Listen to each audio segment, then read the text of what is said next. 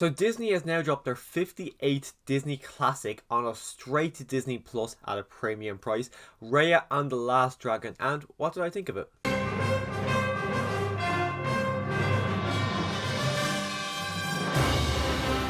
So going into this movie, I knew next to nothing. I hadn't seen any trailer.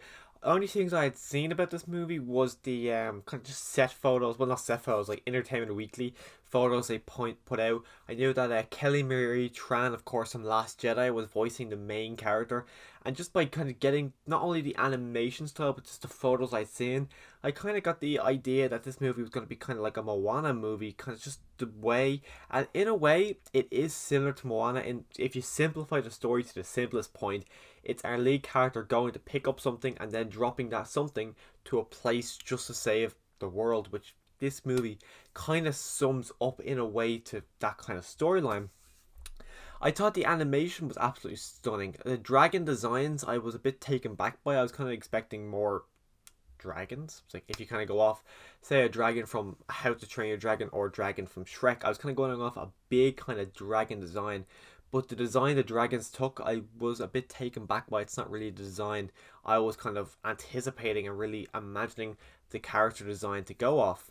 And then for me, I haven't really seen Avatar The Last Airbender. I've seen a couple of episodes, but my girlfriend's a massive fan of it, so I kind of recognize a few things from that TV series. And this movie felt to me like it will be part of that universe. It felt to me that if you're a fan of Avatar The Last Airbender, there's a very high chance you will like this. That's why I'm going to suggest my girlfriend to watch it, because I'd be very surprised if she didn't like it, because just from what I've seen of Avatar, this heavily really reminds me of the Avatar universe. But the movie as itself, I actually thought it to be more on the forgettable side of Disney animated movies.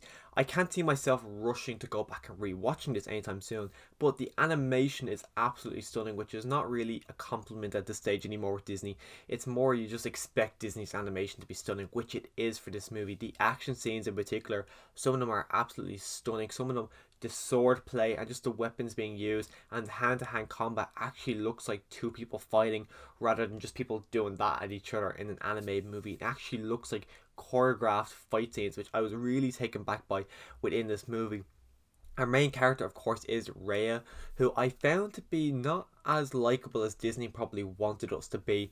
I found her to be a bit cocky, but in a way she is very capable of doing the things she's able to do. But as a whole, I thought she was cocky, and I thought that a lot of stuff that went wrong was down to what she had done, and I felt like she was putting the blame on other people and not fully taking the blame for what she had done. And I think that's not really a good message to really send to kids, the fact that you can just brush it off and blame other people for stuff that's gone wrong, which I just really didn't understand why Disney, of all companies, were the ones sending this message across. And as I said, leading into this movie, I hadn't seen a trailer. All I had seen was a few photos, but pretty much from the very beginning of this movie, when the kind of movie was being set up, I was really easily able to predict what was going to happen. And I was right. And that was something that you can't just say, oh, it's an animated movie, of course you're going to be able to predict, because in animated movies, I can't always be able to predict. Some of these animated movies that people go, oh, they're just for kids, you are not able to predict. Say Big Hero 6, for example, that was predictable. Frozen 2, I didn't really find that one as predictable. Into the Spider-Verse, didn't really find that to be predictable. That's just a couple off the top of my head. Just as a whole, I just kind of found it to be extremely predictable, which I was really disappointed by. I wanted to be a movie where I was going along for the adventure and finding out as our characters were finding out. But as well with that finding out as our characters were finding out, I felt like they were overly explaining things about the world that they were living in, that I felt like they were kind of 100% just explaining to us rather than explaining it to each other. But the world that they live in, I feel like I'd be surprised if Disney did not do a Disney Plus exclusive TV series, because this world is so large, there's so much time period that they discuss in this movie that they could easily do a sequel, prequel, spin-off, whatever they wanted to do. There's just so much content that they can do that I'd be surprised if Disney actually didn't have anything planned or are not going to do anything with this series moving forward on Disney Plus, because it literally is just so much there for them to do. I also went into this movie expecting it to be a musical, and this is not really a negative on the movie, this is just something I was going into expecting, and since it wasn't a musical, I was a bit taken back. Now, there's no real, the movie doesn't call for music, doesn't, like, none. You don't really expect any of these characters to break out in song because it really wouldn't work with the movie. But that's just something I like the Disney musicals. I love the Disney music, so that's just something I went into and not enjoying. I actually not that I didn't enjoy it. I would just liking some new Disney classic music, but the fact we didn't get it, I just was a bit disappointed in that. But the movie doesn't, and there's no way this movie would work with animated Disney characters jumping out into song. I just don't think it would work for that movie. But personally, I would liken that. The movie is a premium exclusive movie, so you do have to pay. In Ireland, it's €22. Personally, I wouldn't say you have to pay it. I do not recommend you paying €22. I think you're better off waiting until June 4th is when they've announced it'll be coming free to the platform. So I recommend you wait until then because I think the €22 is a bit too much for this movie. I can't see myself going back and rewatching this anytime soon, but I will be picking up the Blu-ray, but that's just because I got my Disney Classics collection.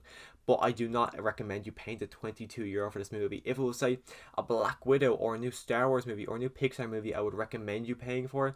But for this movie, I just can't recommend it. If it was, say, Frozen 2, Moana, I would recommend you pay the €22 for those movies because I really like those movies.